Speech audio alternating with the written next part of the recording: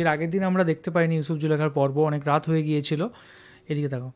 তো এই জন্য আজকে আবার আমরা দেখতে বসেছি। তো চলো দেখা যাক ইউসুফ জুলেখার পর্ব 9।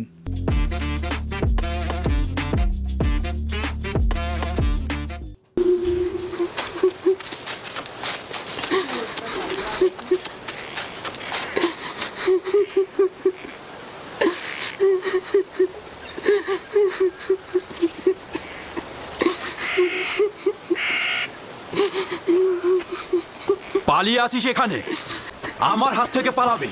ওঠ, এত বড় সাহস!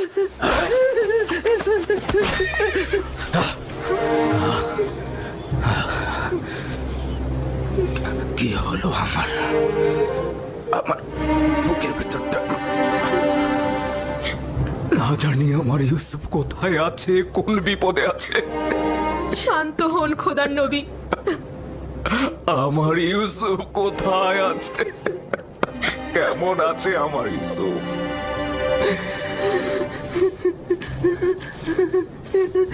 এখন দেখি তুই কি করে পালিয়ে যাস। আমার সবচেয়ে বড় ভুল হয়েছে তোর পা দুটো না বাঁধা। পা বাঁধলে আর তুই পালাতে পারতি না। এখন তোর পা দুটো আমি ভেঙে ফেলবো।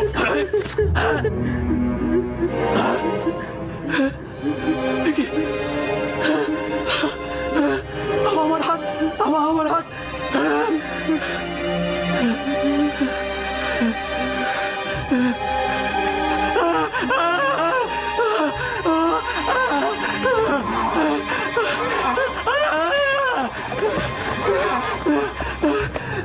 কি হয়েছে তোমার? দেখি দেখি কিভাবে এমন হলো। আমি জানি না কি করে হলো, আমি কিছুই বুঝতে পারছি না। এমনি এমনি তো আর এরকম হওয়ার কথা নয়। ভারী কিছু তুলেছিলে নাকি পাথরে আঘাত করেছিলে? কিভাবে ব্যথা পেলে বলো। কাফেলার পেছনে এসে দেখলাম ওই গোলামটি নেই। তারপরে তাকে খুঁজতে গেলাম, আর তারপরে দেখি ও কবরের পাশে লুকিয়ে লুকিয়ে। ও খুব ব্যথা। আমি রেগে গিয়ে তাকে একবার আঘাত করতে গিয়ে আমার হাতের এই অবস্থা হলো। ওকে আঘাত করার পর এরকম হয়েছে? এত ছোট বাচ্চার কি ক্ষমতা রয়েছে তোমার আঘাত নেবার? চিন্তা করলে না তার কথা তোমার পর প্রতিশোধ নিতে পারে? ছোট লোক কথা বল। আমরা তো তাকে বিক্রয় করার জন্য নিয়ে যাচ্ছি। এইরকম আঘাত থাকলে আমরা তো কোনো মূল্যই পাবো না। পালিয়েছিলে কেন? আমি পালাইনি, আমার আম্মাজানের মাজার এটা। খোদা হাফেজি করছিলাম।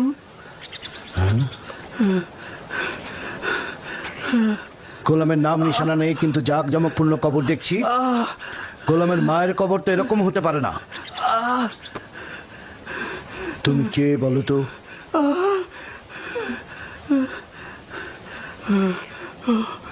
আঘাতটা খুব বেশি লেগেছে না? তুমি কি জানো তুমি পালিয়ে গেলে ওর উপর কি ঝড়টাই না যেত? ও আসলে খারাপ মানুষ নয়। আমার শাস্তির ভয় আসলে এরকম করেছে।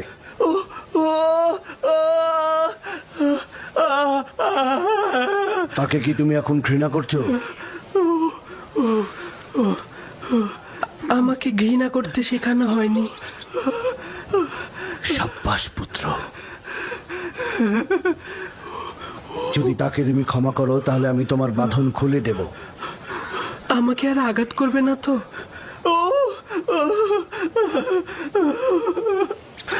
ইব্রাহিমের খোদার কসম, আমি থাকতে আর কেউ কোনোদিন তোমার গায়ে হাত দিতে পারবে না। একাত্মবাদী খোদা মানো? আমি মালিক ইবনে আল কাইদ ইবনে ইসমাইল ইবনে ইব্রাহিম। আমি ইসমাইল জাবিউল্লাহর বংশধর। তুমি কার সন্তান? আমিও সন্তান। কার সন্তান? আমি কূপের সন্তান। তাহলে বলতে চাচ্ছ না কে তোমার পিতা? বললাম তো আমি কূপেরই সন্তান। তুমি কালকে যে কূপটা দেখেছ, আমি সেখানেই জন্মেছি। হকের বার্তাবাহক আমার উপরে জাহির। আমি আর তোমাকে কখনো পরিচয় জিজ্ঞেস করবো না। ইচ্ছে হলে পরিচয় দেবে, না হলে দেবে না, কিন্তু ওকে তুমি ক্ষমা করে দাও।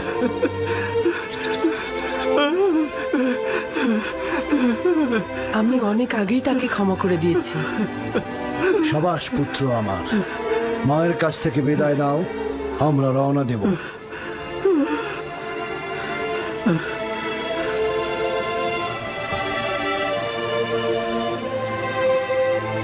সবাই প্রস্তুত হও, আমরা এখনই রওনা করব।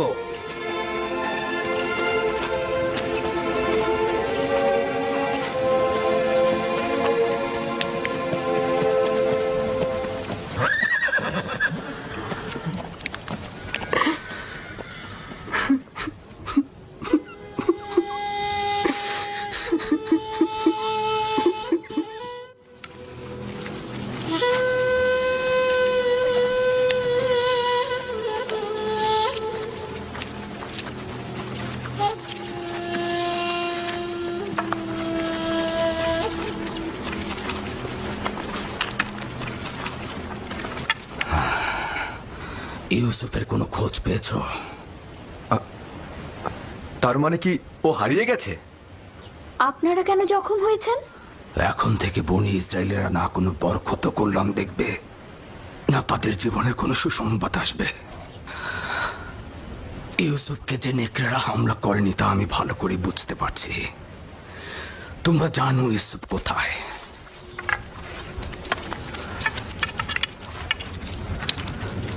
লাভি, আমি তোমার কাছে ইউসুফকে অর্পণ করেছিলাম। তুমি না থাকলে আমি ইউসুফকে মরুভূমিতে পাঠাতাম না। তুমি কেন ওর লক্ষ্য রাখলে না? লাভি, ইউসুফ কোথায় বলো? আমি জানি তোমরা জানো ইউসুফ কোথায়। বলো ইউসুফ কোথায়? আমার ইউসুফকে এনে দাও, আমার ইউসুফকে এনে দাও, ইউসুফকে এনে দাও আমার। আমার ইউসুফ কোথায়? কোথায় আমার ইউসুফ? আমার ইউসুফকে এনে লিয়া, দাও, এসব বন্ধ করো। আমার ইউসুফকে এনে দাও, আমার ওকে ছেড়ে দাও লিয়া, ছেড়ে দাও। এসব ইউসুফ, আমার আমার ইউসুফ। কোনো লাভ নেই। ছেলেটার কিছু বিষয় আমার অদ্ভুত লেগেছে। জানি না তোমরা লক্ষ্য করেছো কিনা, তুফানে পথ হারিয়ে না ফেললে আমরা কিন্তু এ পথে আসতাম না। আর ঘোড়াগুলো যদি কূপের কাছে থেমে না যেত, আমরাও থামতাম না। আর যদি তৃষ্ণার্ত না হতাম, তাহলে পানীয় উত্তোলন করতাম না। এসব কিছু খোদার ইচ্ছায় ঘটেছে, নইলে এই গোলাম আমাদের নসিবে আসতো না। যা তোমার রিজিকে থাকবে তা তুমি পাবেই, সেটা তুমি চাও বা না চাও। এর মধ্যে আবার কিছু জিনিস আছে যেটা একেবারে তোমার হাতে তুলে দেয়া হবে, যেটা তোমাদের নিজেদের কিসমত, যা খোদা বান্দা স্বয়ং নির্ধারণ করে দিয়েছেন, সেটার কাছে পৌঁছতে পারো। খোদা তাআলার অশেষ রহমতে এই সফরে এই গোলাম আমাদের নসিবে ছিল।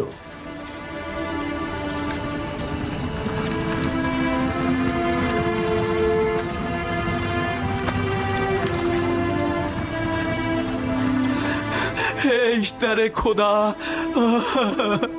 আমাকে নাজাত দাও।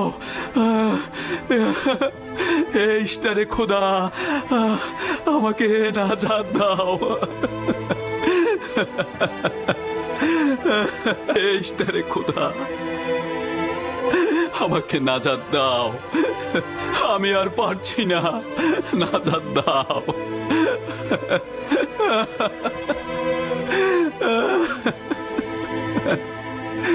নাজাত দাও। ইশতারে খোদা, আমাকে নাজাত দাও।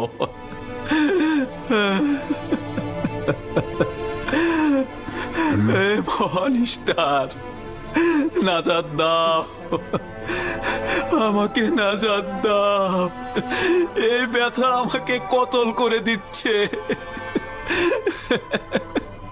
আমাকে নাজাত দাও। ইশতারে খোদা, এই ব্যথা থেকে মুক্তি দাও।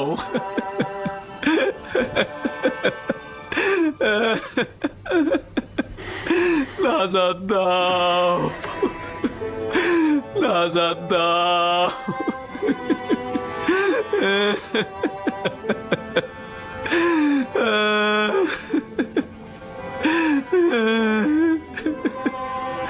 আমাকে এই ব্যথা আমাকে কতল করে দিচ্ছে। আমাকে মুক্তি দাও, মুক্তি দাও। আমাকে নাজাত দাও, আমাকে নাজাত দাও। এইটা আমাকে নাজাত দাও।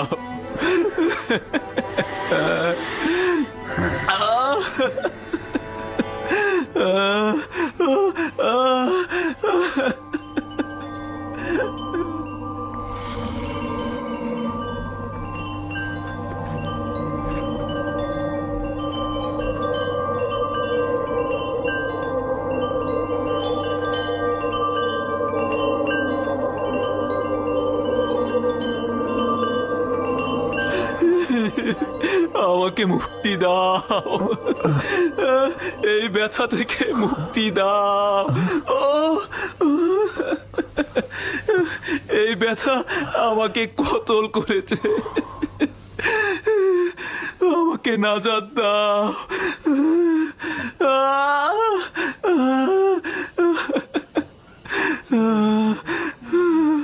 আমাকে নাজাত দাও।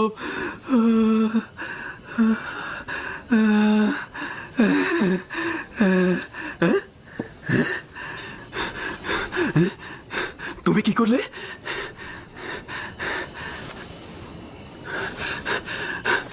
তোমার হাতগুলো আমাকে সাফা প্রদান করেছে। আমি তো কিছুই করিনি, সবাই তো এটাই করে। একটু মালিশ করে দিলেই তো ব্যথার পরিবর্তন হয়। কিন্তু এর আগে জনাব মালিক আমার হাতে কত কিছু দিল, মালিশ করলো, কই তখন তো ব্যথা কমলো না? এখন তো ব্যথা নেই।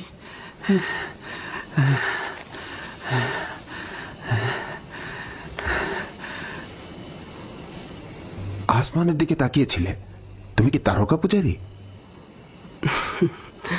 তারকা যা দিনের বেলায় দেখা যায় না, তাকে কি পূজা করা যায়?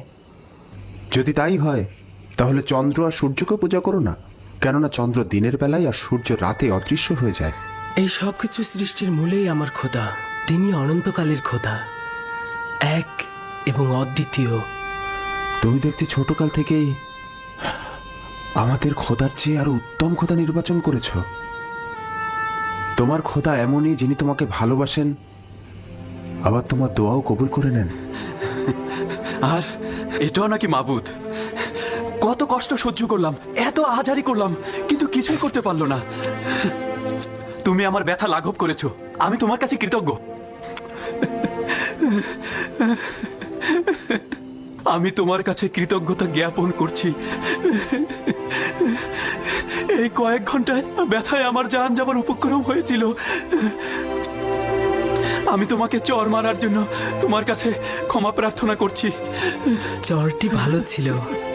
যদি চর আপনার হেদায়েতের কারণ হয় তাহলে আমি সন্তুষ্ট।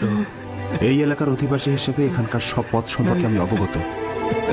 প্রতিবার আমি কাফিলারদের পথ দেখাই, কিন্তু এবার মনে হচ্ছে তুমি আমাদের পথ দেখাবে। হেদায়েত তার হাতে। তিনি যাকে চাইবে হেদায়েত করবে, যাকে চাইবে না হেদায়েত করবে না, তাকে অন্ধকারে ডুবিয়ে রাখবে।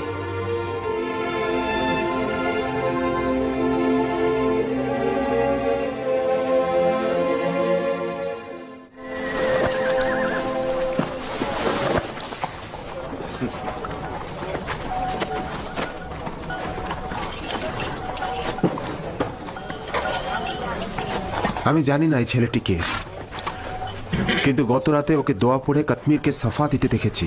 ওর আসমানে খোদার কাছে ওর দোয়া কবুল হয়। সম্ভবত ও খোদার আসুলিয়া। কাশ্মীরের সাফা প্রাপ্তির সঙ্গে ওর খোদার আসুলিয়া হওয়ার সম্পর্ক নেই। গতকালই তো বলেছিলাম, ইউসুফ যদি ওকে ক্ষমা করে তাহলে সে সাফা পাবে। কিন্তু আপনি আমার খোয়াবকে কি বলবেন? আমি খোয়াবে দেখেছি ও যেদিক দিয়ে যাচ্ছে সেদিকে সবুজ গাছে ভরে যাচ্ছে। খোয়াব তো কোনো মানদণ্ড হতে পারে না। তুমি একাত্মবাদী খোদাকে চেনো না। কেউ যদি জুলুম করে সে শাস্তি পাবেই, তাকে অবশ্যই খোদাবন্ধ শাস্তি দেবে, হয় এই দুনিয়ায় নয়তো পরের দুনিয়াতে। জুলুমকারীর শাস্তি অবশ্যই হবে।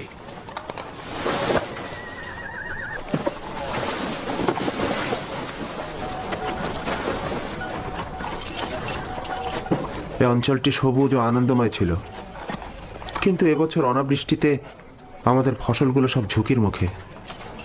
আমি এই অঞ্চলের বাসিন্দা। যদি বৃষ্টি না হয় তাহলে দুর্ভিক্ষে সব শেষ হয়ে যাবে।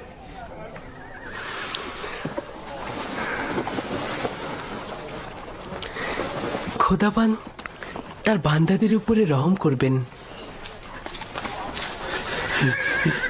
জনাব মালিক, একজন কাফেলার অবস্থা খুবই খারাপ, আপনি একটু দেখবেন।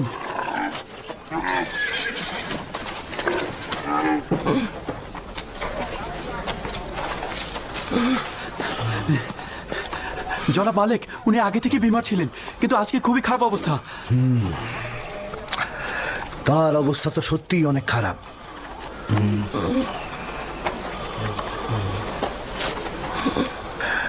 তার তো নিঃশ্বাস আসছে আর যাচ্ছে। এই যাত্রায় তো মনে হয় না আর টিকবে। কিন্তু উপায় কি?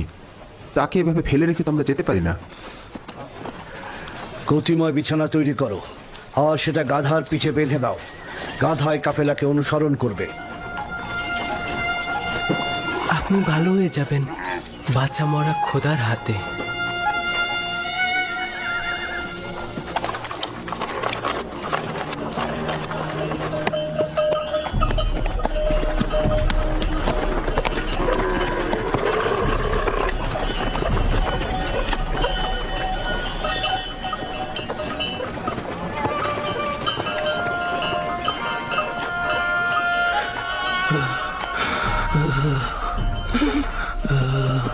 প্রিয় পুত্র, আমার আর সময় বেশি নেই। আমি আর বেশিক্ষণ বাঁচবো না। তুমি চলে যাও, আমি মারা পড়বো। আমি আছি আপনার কিনারায়। চলে যাও। আপনি উত্তেজিত হবেন না। মৃত্যু ও জীবন খোদার হাতে। তিনি কাউকে নিরাশ করেন না।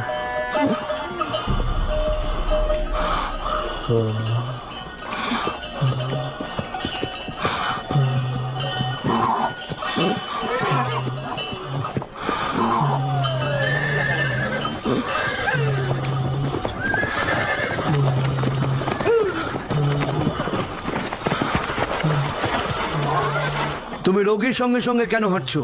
আমিও নিষেধ করেছি, কিন্তু আমার কথা শুনছেই না। আমি তাকে একা রেখে যেতে পারবো না।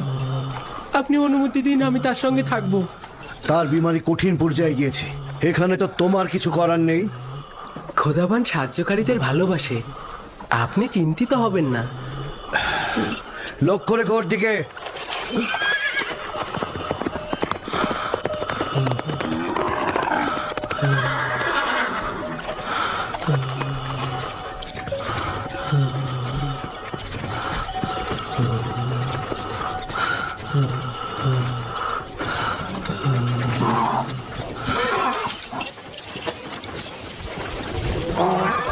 ঠিক হয়ে গেছে।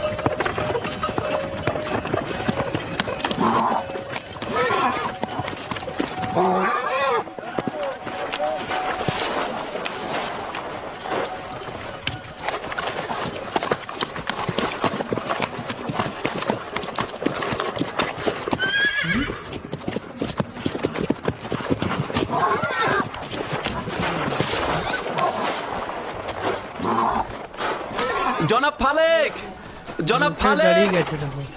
দেখুন উনি একেবারে সুস্থ হয়ে গেছে। উনি মৃত্যুর কোল থেকে নাজাত পেয়েছেন। দেখুন কি অদ্ভুত ঘটনা, উনি একেবারে সুস্থ হয়ে গেছেন। আপনি সত্যি সুস্থ? দেখতেই তো পাচ্ছ, আমি দাঁড়িয়ে আছি। তুমি ওনাকে সাফা দিয়েছো? আমি যেভাবে কাতপীরের হাতকে সাফা দিয়েছিলে? খোদাবান সাফা দিয়েছে, আমি তো শুধু দোয়া করেছি। জনাবে মালিক, জনাবে মালিক, দেখুন এই বৃদ্ধ লোকটি সাফা পেয়েছে। জনাবে মালিক।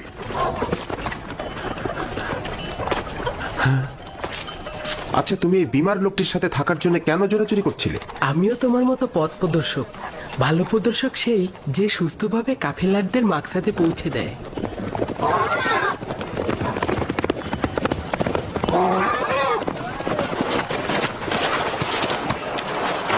ব্যাপার কি? সবাই থেমে গেলে কেন? ইউসুফ আমাকে বলল এই গতিময় বিছানা থেকে নেমে এসো। আমি নেমে আসলাম। তুমি তো দেখতেই পাচ্ছ আমি এখন সম্পূর্ণ সুস্থ।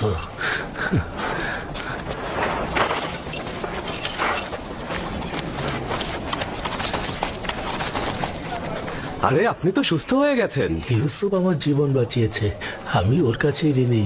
ও যদি আমার সেবা যত্ন না করতো নিঃসন্দেহে আমি এতক্ষণে মারা পড়তাম। আমি তো শুধুমাত্র আপনাকে সামান্য যত্ন করেছি। এইটা তেমন কিছু নয়। উনি তো একেবারে মৃত্যুর শয্যায় ছিলেন, ওনার বাঁচার কোনো আশাই ছিল না। আমি জানি না তোমার খোদা কেমন খোদা, শুধু এইটুকু জানি তিনি অনেক শক্তিশালী আর তোমাকে অনেক ভালোবাসেন। তুমি আমার জন্য দোয়া করলে আর তোমার দোয়াতেই আমি ভালো হয়ে গেলাম। তোমার খোদা তোমার দোয়া কবুল করে আমাকে সুস্থ করে দিলেন।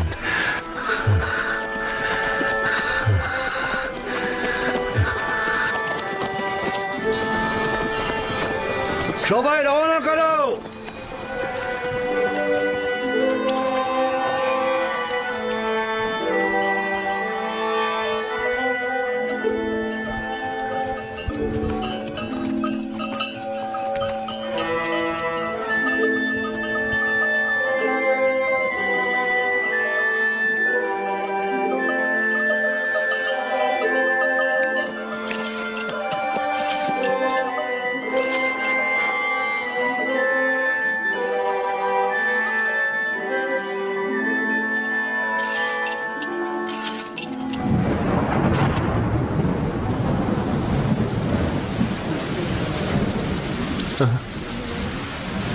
এই বৃষ্টি নিশ্চয়ই ইউসুফের ওসিলাই হচ্ছে।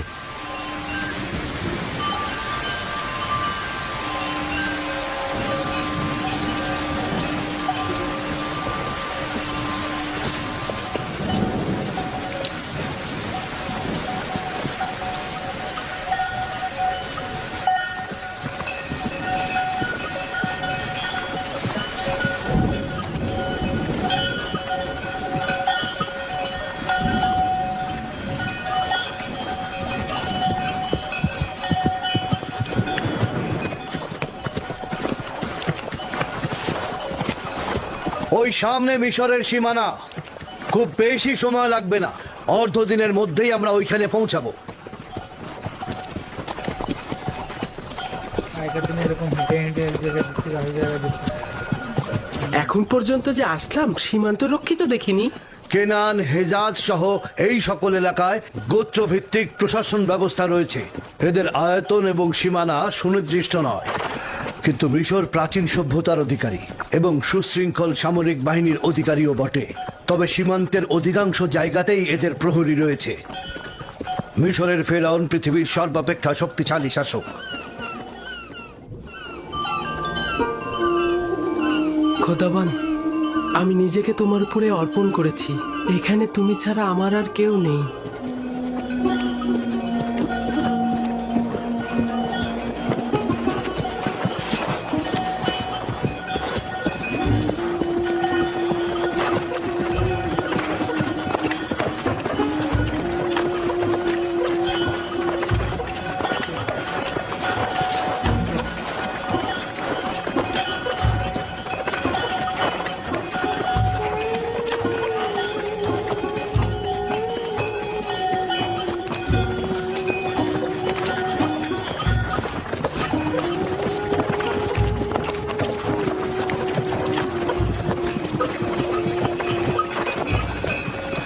এটাই হচ্ছে মিশরের সীমান্ত।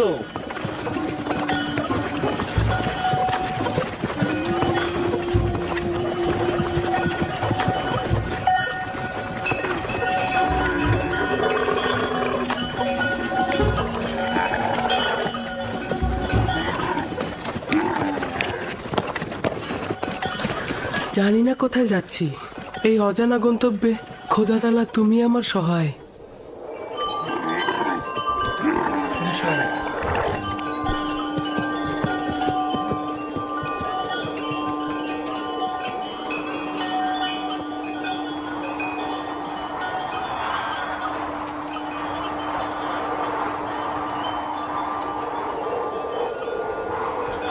এই দাঁড়াও, তোমরা কারা? কোথা থেকে এসেছো? মালেক ইবনে জার, বাবেল থেকে।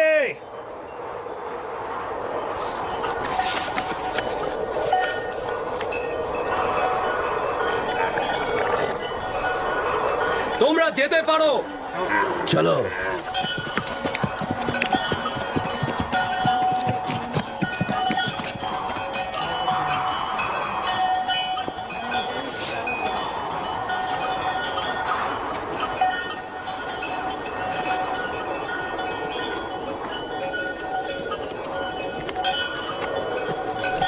ওরা কি আপনাকে চেনে? হ্যাঁ, চিনবে না কেন? আমরা অনেক বছর ধরেই মিশরে ব্যবসার কাজে যাই। মিশর অনেক প্রাচীন আর সুসভ্য দেশ। শাম আর ক্যাননের সাথে মিশরের পার্থক্য অনেক। আজব ধরনের পোশাক পরেছিলেন, তাই না? হ্যাঁ, ওদের মাথার মুকুটটা একদম গোখরো সাপের মতো। এটা সর্পের ভূমি বলে প্রসিদ্ধ। মিশরবাসীদের ধারণা যে একটা আজদাহা সাপ এই ভূমিকে রক্ষা করে চলেছে।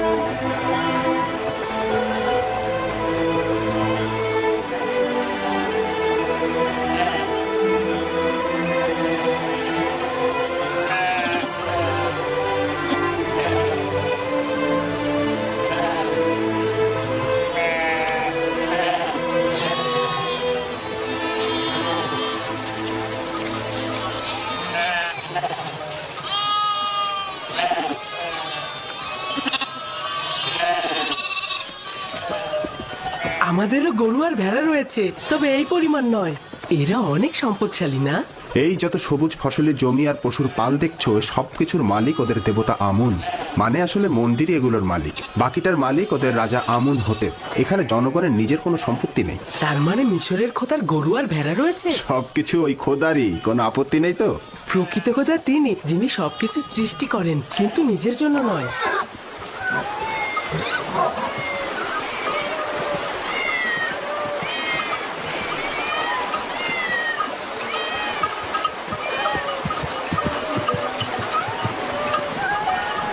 এই বিড়ালগুলো এখানে কি করছে? এই শহরের লোকদের খোদা হলো বিড়াল।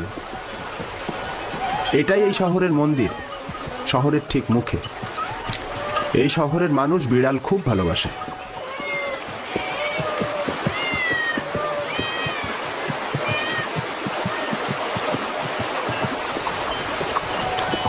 কি ব্যাপার, আমার দিকে ভাবে তাকিয়ে আছো কেন? আমি কিন্তু বিড়াল পূজারি নই। আর অন্য সবার খোদা তোমার খোদার মতন ত্রুটিহীন আর অতুলনীয় নয়। জনাবে মালিক, এই শহরের খোদা হচ্ছে বিড়াল, তারা আবার খাবারও খায়। খুব বেশি অবাক হয়েও না, এই অঞ্চলের খোদারা জীব জন্তু চারণভূমি এমনকি স্ত্রী সন্তানেরও মালিক।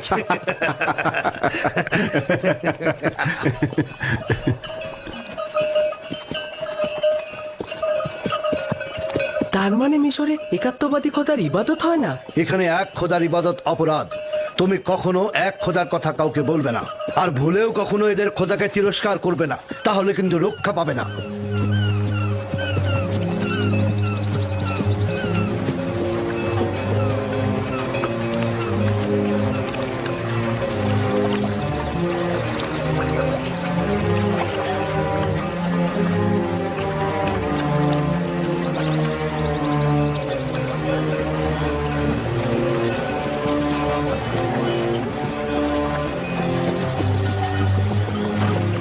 কত বড় নদী! এটা কি নীল নদ? এটা ছোট নীল, নীলেরই একটা শাখা। নীল নদ এর চেয়ে আরো অনেক বড় আর পবিত্র।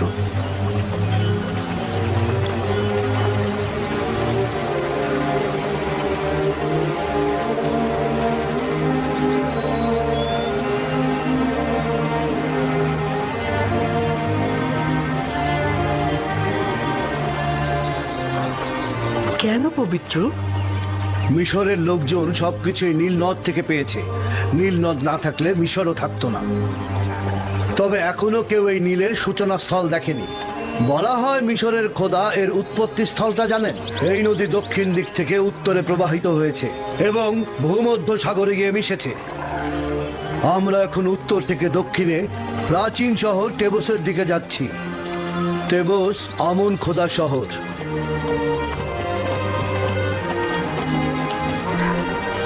নীলের ওই পাশটা পশ্চিমে মৃত ব্যক্তিদের দুনিয়া। ওই যে বড় পিরামিডগুলো মিশরের ফেরাউনের সমাধি, এটাকে মমফিস বলা হয়। এই জায়গা থেকে নীল নদ বিভিন্ন শাখা প্রশাখায় বিভক্ত হয়েছে।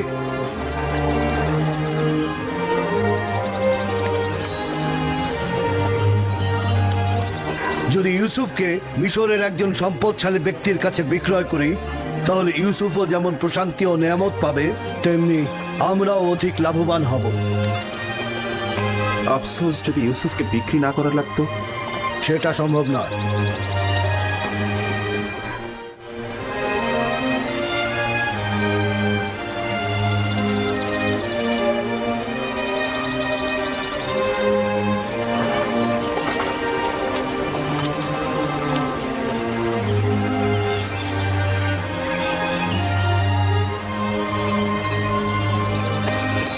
আমরা দক্ষিণের দিকে যাব। সম্মুখে একজন মৃত ব্যক্তির সমাধি দেখা যাচ্ছে। ওই যে পশ্চিম দিকে দেখো। এই নৌকাটি মিশরের প্রাচীন ঐতিহ্যের প্রতীক। কোনো সম্ভ্রান্ত ব্যক্তি মারা গেলে এইভাবে নৌবহর সাজিয়ে নদী পরিভ্রমণ শেষে নির্ধারিত স্থানে তাকে সমাহিত করা হয়। ওই যে দূরে অনেকগুলো দরজা দেখছো, ওটা এই নগরীর প্রধান ফটক। আমরা ওই পথ দিয়ে প্রবেশ করব। এই হলো 100 দরজা বিশিষ্ট তাবস শহর। 100 দরজা? আসলে দরজা 10টার বেশি নেই, কিন্তু মুসাফিরগণ এই শহরকে তাদের নিজেদের চোখে দেখে। তারা তাদের শহরে ফিরে এই 10 দরজাকে 100 দরজা বানিয়ে বলে।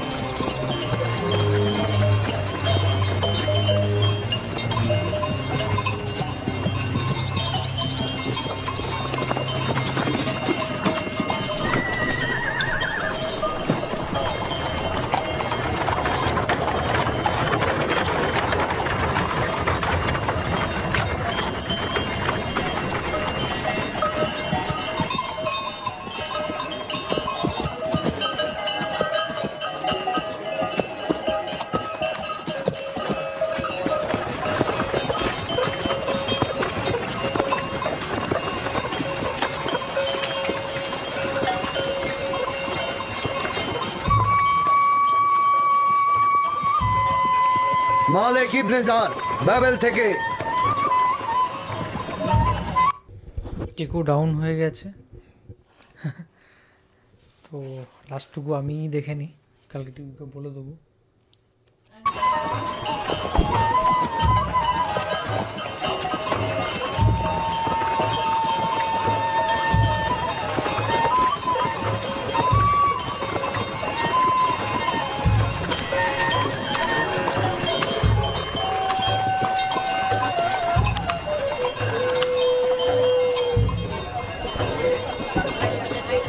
খুব সুন্দর সেটটা সাজানো হয়েছে, এত সুন্দরভাবে মনে হচ্ছে সত্যিকারেরই আমরা মিশর চলে গেছি।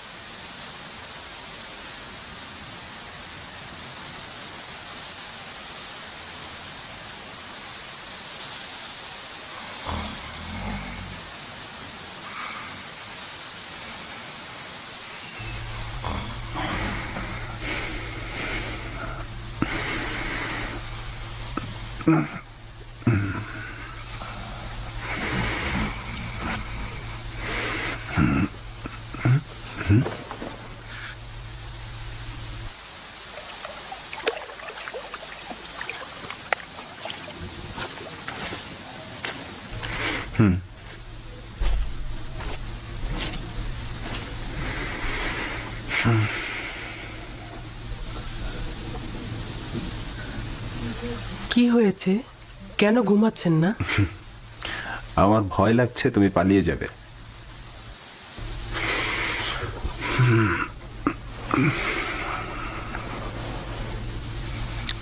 আসলে তুমি কে?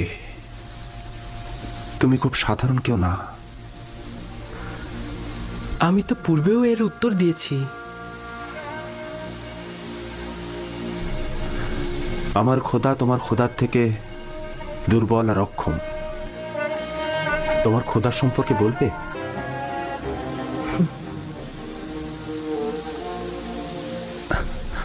তোমার খোদা হাজির, তোমার খোদা নাজির।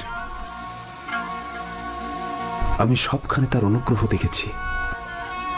কত সহজেই তুমি তার সাথে সম্পর্ক স্থাপন করো। সে তোমার ডাকে সাড়া দেয়, তোমার দোয়া কবুল করে। তোমার অন্য ইনসানের সাথে কুদরতের পার্থক্য রয়েছে। তুমি কে?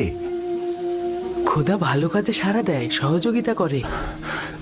তোমার এই খোদাটা কে যে সব জায়গায় তোমার সহযোগী? তুমি তো এতক্ষণ তার বর্ণনায় দিলে। তার প্রতি আমি ঈমান আনতে চাই। তুমি ঈমান এনেছো, তার প্রতি তো তোমার ঈমান রয়েছে। আমার ঈমান রয়েছে?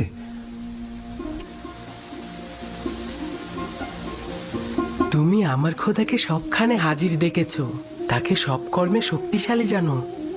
তোমার দৃষ্টিতে সে সকলের আশ্রয়দাতা, উত্তরদাতা। নিজের খোদাকে তুমি দুর্বল ও অক্ষম আখ্যায়িত করেছো, এগুলোই ঈমান। তার মানে আমিও তোমার মতো এক খোদার ইবাদতকারী? কাশ্মীরের ছাপা পাওয়ার রাতেই তুমি ঈমান এনেছিলে। আমি তো তোমার কথা শুনে বুঝতে পেরেছিলাম। তুমি কে? সত্যি করে বলো, তুমি কে? তুমি আমাদের সম্পর্কে এত অবগত। তোমাকে তোমার এক খোদার কসম, সত্যি করে বলো তুমি কে? বলো। কসম দিও না, বলার অনুমতি নেই আমার। আমার ইচ্ছায় কিছুই হচ্ছে না, সবকিছু খোদা তাআলার ইচ্ছাই হচ্ছে। এবং সেই পবিত্র ইচ্ছা পূরণের জন্যই তিনি আমাকে মিশরে এনেছেন। পবিত্র ইচ্ছা? আমাকে কিছুটা তো বলো। আমি জানি না, ভবিষ্যতে অবশ্যই জানবেন। আমি চাই না মালিক তোমাকে বিক্রি করুক। আমি অবশ্যই বাধা দেব। খোদাবান সব বিষয়ে অবগত। যদি তিনি আমাকে গোলাম হিসাবে চান, আমি রাজি।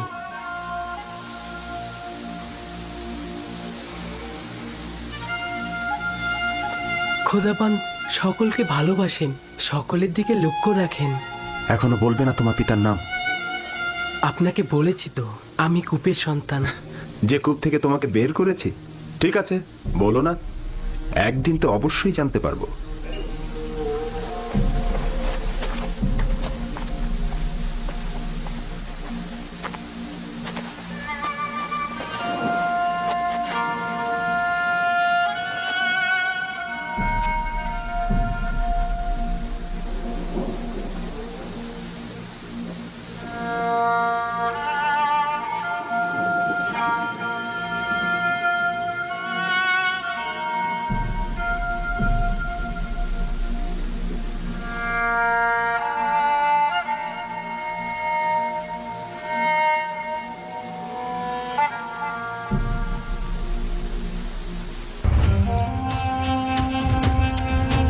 পর্ব 9 টিকু তো একটু শুয়ে পড়েছে, তো ওর প্রচণ্ড ঘুম পাচ্ছে। আমি বললাম তুমি শুয়ে পড়ো, তুমি বাকিটা কালকে দেখে নিও। তো ঘুম ঘুম চোখে দেখার দরকার নেই, তুমি ইন্টারেস্ট পাবে না।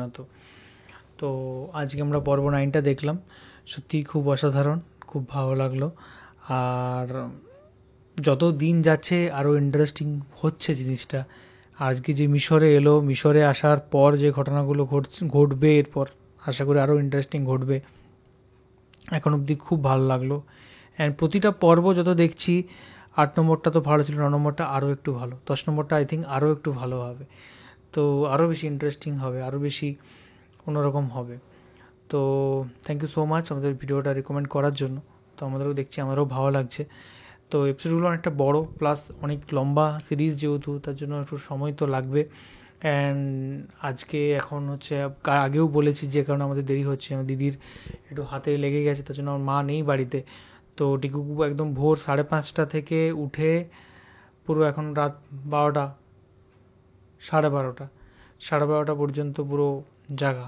তো সেই জন্য ও পুরো একদম এনার্জি ড্রেন হয়ে যায়। তো ঠিক আছে, ভিডিওটা অবশ্যই দেখলাম, আর থ্যাংক ইউ সো মাচ আমাদের ভিডিও দেখার জন্য।